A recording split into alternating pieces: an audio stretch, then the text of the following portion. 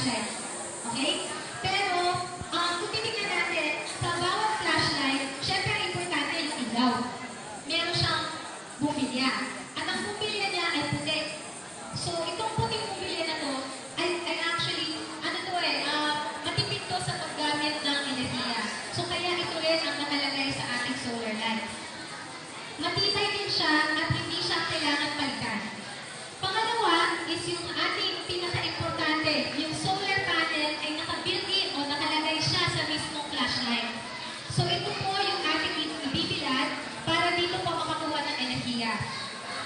Ang importante po, ito yung kailangan na wala siyang harang. Siyempre, kung binilag natin, kung hindi siya mapupully charge. Ang pangatlong parte ng flashlight is siyempre yung switch, di ba? At ito, madali lang buksan kasi pinipindot lang po. Pagkapindot, bukas na po siya.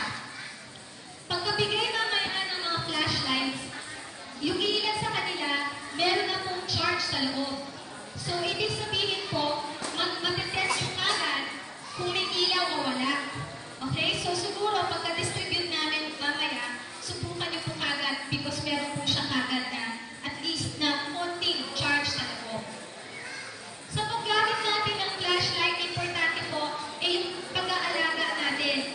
So, yung solar panel po ang pinaka-importante na dapat nating alagaan at pwede nating punasan lang ng tuyong basahan na hindi po makakagasgas.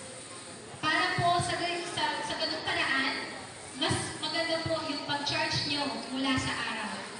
At ito po, hindi nyo po kailangan buksan kung hindi kailangan. Dahil ang kailangan nyo lang po talaga is ito po, yung solar panel na ibibilad nyo lang po at yun na po yung mag-charge sa buong flashlight.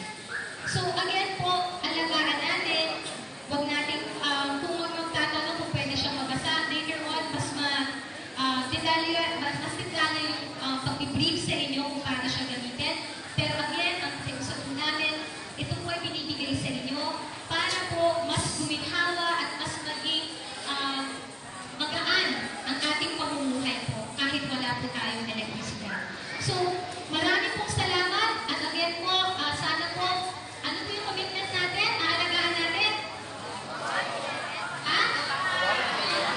Huwag ibebenta. Isipin natin kaagad po ang mas matagal ang benepisyo na makukuha natin mula sa mga solar lights. So, salamat po again at mamaya po makinig po tayo ng mabuti sa mga mag-brief po sa atin. Salamat po.